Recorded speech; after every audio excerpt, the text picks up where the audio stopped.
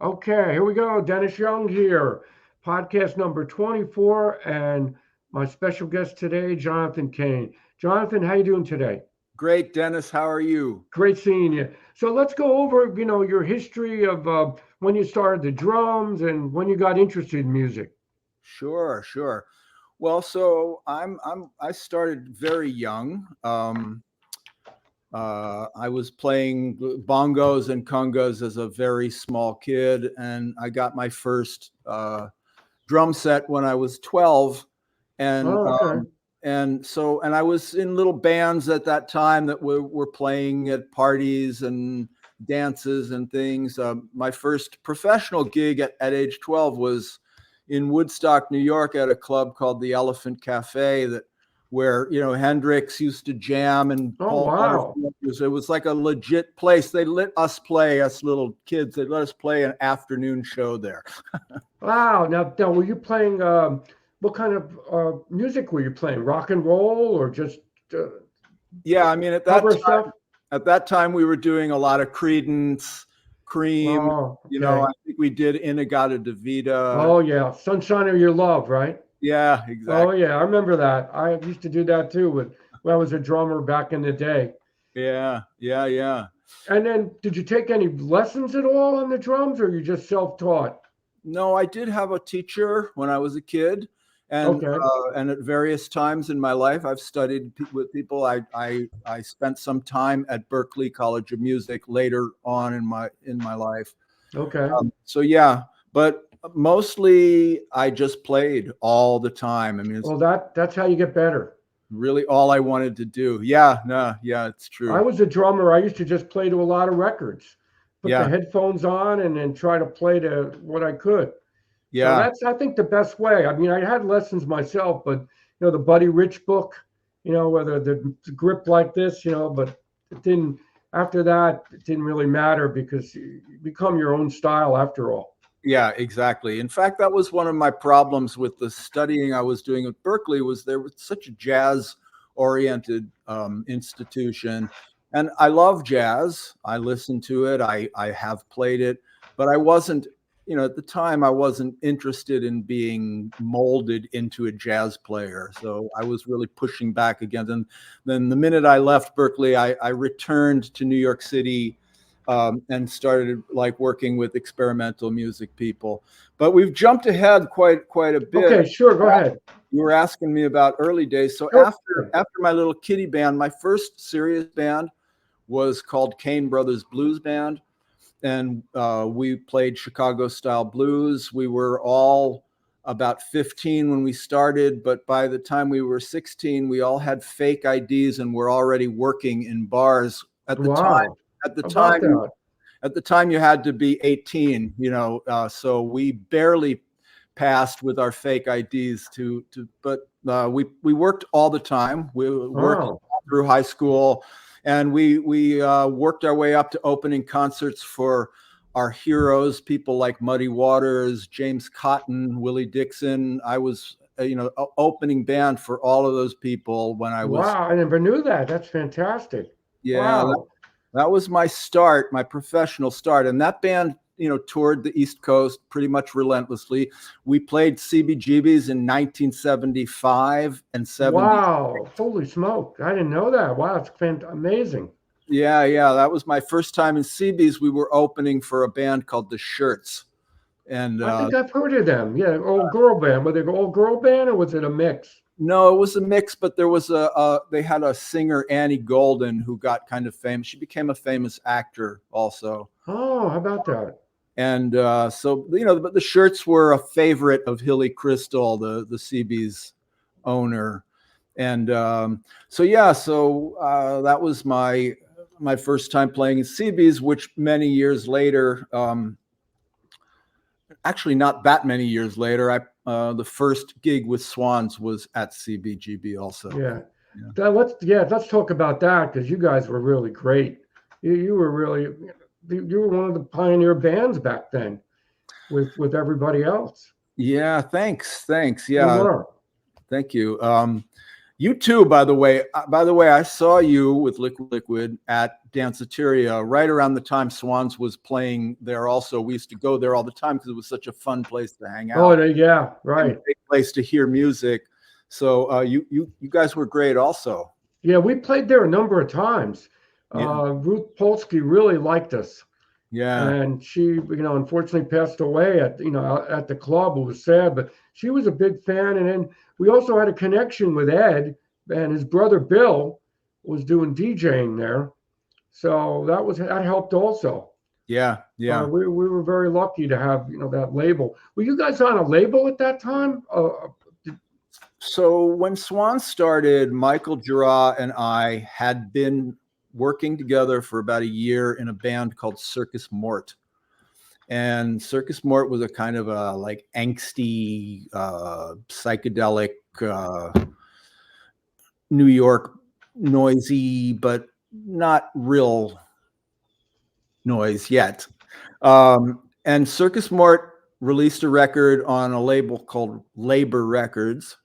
And then, of course, Circus Mort broke up. Literally, it was like a joke. We broke up the second the record came out, and Michael and I were interested in doing something else, which became Swans. We had a talk literally the night that Circus Mort broke up about working together on a new project, and he already had a name for it. He said, "I want to do a new band. I want to call it Swans." And we were both at the time, I think more than the other guys in Circus Mort, we were getting more interested in people in New York like Rhys Chatham, Glenn Branca, and and other bands like Psychic TV and Pill. So we were kind of heading in that direction. So we started working in the summer of 1981 on Swans. We went into the studio right away and cut an EP that was released on that label, Labor Records, but it didn't come out for a year. So the record came out at the same time that the band was actually launching. And by that time, the music had changed radically and almost completely. So by the time we actually debuted as a band, it was the summer of 1982. And as I said, the music from the first EP, which was really only me and Michael and a couple of other, like, I don't really call them session musicians, but they were just people we got for the project. Got it. And then we started trying to form a band, and that's when things got kind of interesting, because most people who would come and audition and play with us really viscerally hated the music we were playing, and or they weren't right for us. So it took a really long time to start to put a real band together. When it all changed was when a woman named Sue Hannell came along. Sue was a guitarist in New York, working with some of the downtown people, and Sue was literally the magic link that turned Swans, it takes. Yeah, turned Swans into a real band. And so she stayed with the group for about a year. And then the other people came and went for a while. Thurston Moore from Sonic was playing the second bass part, and different people were doing the percussion, metal banging and stuff like that. But many months later, the lineup kind of solidified with Rolly Mosselman joining the group, and a bass player named Harry Crosby. And that's when Swans started touring. We did our first tour with Sonic Youth. How about that? Yeah, it was named, I think Lee Ronaldo named it the Savage Blunder Tour. Wow. I would have loved to have seen that. That must have been wild. I mean, we were both brand new bands. We had our reputations in New York, but out in the rest of the country, we had like zero people coming to. I mean, we played the First Avenue Club in Minneapolis on that tour, which is that, a big place that Prince a lot of Purple Rain. And there was maybe like 10, 20 people. Oh my gosh. Wow. Boy. Yeah. And how'd you get paid? I mean, was it on the door, or was it a set amount of money that you were getting for those shows? Well, it's interesting. Usually the gigs paid very little, of course. Right. And the the label gave us, I think somebody at Sonic Youth label Neutral gave us a credit card to buy gas Oh for. my gosh. And the rest of those tours were literally just going out and like hoping that people would give us a place to stay Oh my and gosh. give us a Wow. meal, that kind of stuff. Hitchhiker's Guide to Music, right? Yeah, exactly. Right. Exactly. But getting back to that Minneapolis gig, because that was promoted by the Walker Art Center in Minneapolis, that gig actually paid. Oh wow. Paid pretty well, and also included a hotel, which was like, that was the one gig on those tours that felt like a legit, like, wow, okay, we got a hotel, we're getting paid, we must be doing something here. Some of those clubs in New York, though, they were like mafia owned. Staten Island, New York. So at the end of the show, they just give us a wad of money and say, "Get out of here." Here's your pay, go. I mean, I hear you. I hate to talk about the good old days, but Right. in those times, Yep. like those clubs, Danceteria, Pep Lounge, you actually, like you're saying, you got paid and paid pretty well. You did. Yeah. So then, how long did the Swans last? How long did you guys stay together? Well, yeah, I mean, so Swans, as you probably know, is still around. I left the group after a year upon the launch of the live band. Okay. And there were a number of reasons behind my leaving, mostly just that I was it just wasn't what I was interested in doing anymore. But I feel like my presence there had an impact on their sound. Like Swan's whole slow, creepy, crawly, like very heavy and kind of staggered, broken up rhythm was my contribution to the band, based on the fact that I was not coming from from a rock background. I was coming from a blues background. I was listening to world music, and I had no interest at the time whatsoever in playing boom crack rock beats. I wouldn't do it. I literally would find any other way to subdivide the beat or come up with some kind of pulsing, throbbing tom kind of things. And usually I was slowing it down, like subdividing the music to break it down. I was influenced a lot by a lot of North African trance music and the counter rhythms. And that's how Swans got their rhythmic setup. Oh, how about that? Didn't know that. Now, we were heavily influenced by Fela. Yeah.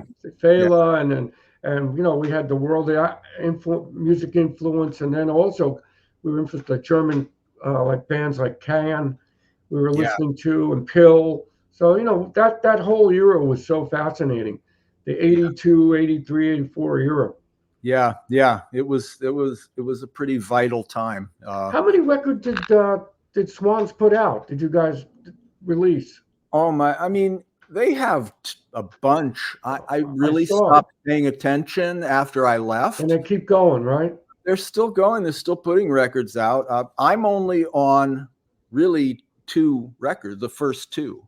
Okay. The first one being the EP, which was a kind of like a development record that ended up not being the kind of music Swans actually ended up playing. And then the first LP, Filth, which I think was the blueprint for the band. Right. And then after that, there have been some other releases that dragged some tracks that I'm on from some live things here and there. But by that point, I had left the band and was really not paying attention anymore. So what was next? Were you working with Rhys Chatham next? Was that the next project? Yeah. I was working with Rhys. I was working with, Rhys was a steady gig for me for a long time. And then I also worked with Monte Young. Oh, yeah. Legends. And that was a really incredible, informative experience for me. I can imagine. Real privilege, also an honor for me to get to work with an artist like Lamont. Lamont saw me playing at BAM with Rhys. Okay. And he, at the time, was starting to put this blues band. They called it the Forever Bad Blues Band. And he saw me play and asked me on the spot if I wanted to join his group. Oh, wow. And I, of course, was like, let me think about that. Yes, please. Oh, yeah. I want to play with you. Yes, that's not a rhetorical question, We So were getting off course a little bit. We played with Rhys in Lincoln Center in 2010, Liquid Liquid, when he had the 100 guitars. yeah. Unbelievable. It was amazing. So Incredible. anyway, keep going here. So did you do any records with Rhys? Oh, sure. Yeah. I'm sure you did. Lots of records with Rhys. So we do the 100 guitars. The piece that you played on, he didn't have drums in anymore. Right. I think he had a guy clicking on a hi-hat just to mark time. But the piece I played with him for more than 10 years was 100 guitars with full-on drumming, which was me. Oh, wow. And you were the only drummer? Yeah. Well, that's fantastic. Yeah. Now, what was your kit like? Did you have a big drum set, or was it just a lot of weird stuff? Like no, I have a big kit, and I mean, it was bigger in those days. But yeah, no, I'm your standard drums. Right. When I did 100 guitars with Rhys, my kit had like 4 rack toms and 2 floors and lots of cymbals and a double bass drum pedal, and yeah. Well, you need a big sound for that, so I could see why. Yeah, you're playing with 100 guitars. exactly. You got to have a whole ammunition of drums to play with. You really do. It's That's true. something, man. That's amazing. So after that, do you still play with Rhys at all? I mean, or yeah, sure. I mean, great. Rhys and I have, we had a period where we worked together almost exclusively from, let's say, I mean, I started working with him in 81, but then got very active with him from, say, 87 until like maybe 2006, 7, something like that, like playing together all the time. And then we kind of each, just went in different directions, or at least working with different people, but we still play together. I mean, we're going to do something together in September at Roulette, and and yeah. I'm hoping to have him on a podcast in June. Oh, so great. That's going to be fun to see what he has to say. Great. And yeah, that's great that you're still doing things with him, because he's another one of those legends from that era, like Glenn Bronco was. Yeah. Glenn was the first record out on 9/9. Yeah. The Ascension. Yeah. And he had a lot of shows, and it's too bad he passed away, but he had a legend too in the city. Absolutely. I mean, those two guys were the architects of an approach to electric guitar playing. Oh, absolutely. That inspired most of the bands of that scene, like Swans, Sonic Youth. They were all coming out of the Rhys Chatham school of guitar playing. Yeah, I mean, it was just so unique at that time. They had such a sound. Yeah. And that's what made them special. Yeah. And, we're still listening to him today. I don't think it's ever going to fade away, that kind of his music, or Rhys, or you guys too, the Swans. Yeah. I mean, and I think Liquid had, it's amazing. We're still being played. We never even thought about a couple of years later that they'd still be listening to our music. So we something special about that era. Absolutely. I was very lucky to be in, like you were, in that same time frame. Yeah. I mean, a lot of people consider that the last gasp of New York City bohemianism. And I believe that. Yeah. I mean, there was so much going on. Yeah. And you could still live on the cheap. You could still get yourself a little dumpy little apartment somewhere that wouldn't cost you. You could be an artist and have some meaning, not meaningless necessarily, but some kind of a side hustle to make some money here and there, and you could do it. Now it's it's a little harder to make, to pay to live in New York City. But the nice thing is it was pre-computer age, so people wanted to go out. I'm sure they still go out to clubs, but it's not the same vibe because it was so vibrant back then, the club scene. Yeah. And there was a lot of clubs too. There were a lot of clubs. And also the thing is, like, the real estate explosion hadn't happened. It didn't happen until like the middle to later 80s that people started getting priced out of Manhattan. And so the artists and creatives started moving to Brooklyn Right. and Hoboken and Yeah. Queens. And when that happened, that actually had a good effect on opening up the city again to people, to creatives. But the downside to it is like when everything was in Manhattan and everybody lived pretty much below 23rd Street, Right. all the clubs were there. It was easy to get around. You could go from one club to another, and you could go out. You could even walk half the Right. place. That's true. And now, if a club's in Bushwick and you live in Astoria, or the club's in Long Island City and you live in Greenpoint, you know, it's much more work to get. Oh yeah, and especially if you're driving. I Yeah. mean, the traffic is horrendous. Yeah. I mean, I live in Central Jersey. I've seen a couple bands I know in Brooklyn. Sometimes it takes 2 hours to get there. Yeah. You know, so you're talking about also driving distance. Parking is another issue.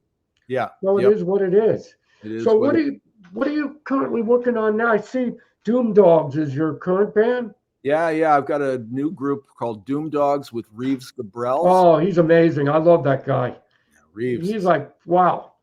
He's an amazing guitarist. He is an absolute phenomenon on the guitar, and also one of the nicest people you could ever meet. Oh, that's even better yet. Yeah. And Doom Dogs. So the story there is Reeves and the bassist Jerome Parker Wells had been doing this project Doom Dogs on and off for a long time, for more than 10 years, maybe 15 years, sometimes as a duo and sometimes with another drummer. Right. And then they kind of stepped back from it for a little while. I think Reeves is super busy. He's on tour with The Cure, you know. And, oh, that's right. And but last summer, I got a Facebook message from the bass player, Jerome, asking me if I wanted to play an improv gig in Brooklyn with him and Reeves Gabrels.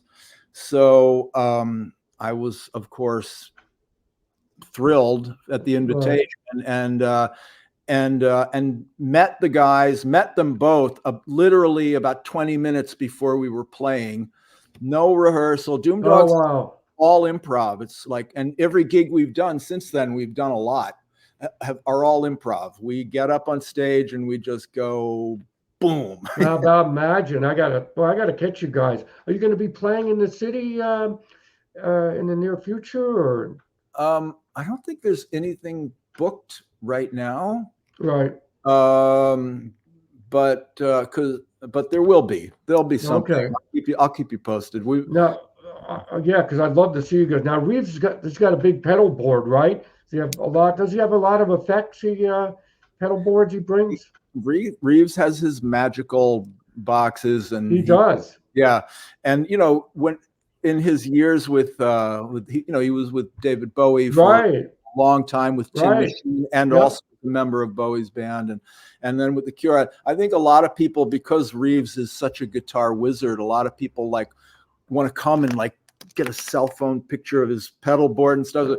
He showed me an old pedal board he had one time where he spray painted.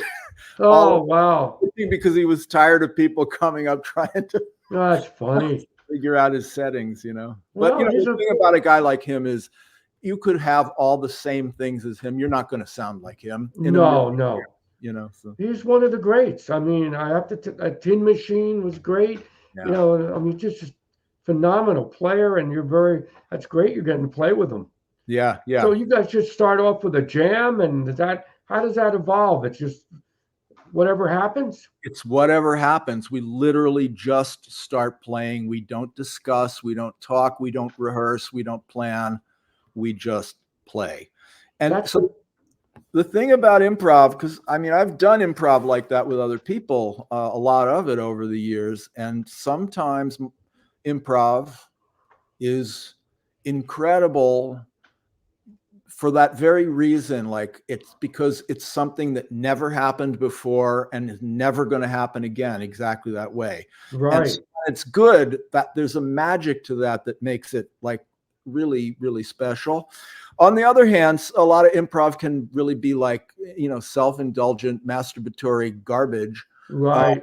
And I've been parts of that too. But I'm sure. I can say that with Reeves and Jerome and Doom Dogs, like the percentage of the good stuff has been like what the major percentage. Well, you're playing with Reeves. There's got to be just a lot of good stuff. A lot of magic happening. Yeah. But I find that with improv, sometimes you can get in a really nice sound groove. It just happens. Yeah. Like I was reading about Cannes, where a lot of their shows were improv, and sometimes they didn't get into lock into something magic, maybe a half hour into the show. Yeah. So you never know what you're going to get. That's right.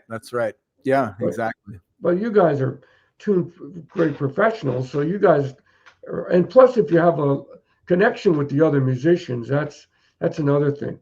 Yeah, well, Jerome is a phenomenal bass player also, and everybody listens. I mean, the critical thing is like paying attention to what the other people are doing and not just getting lost in your own mess.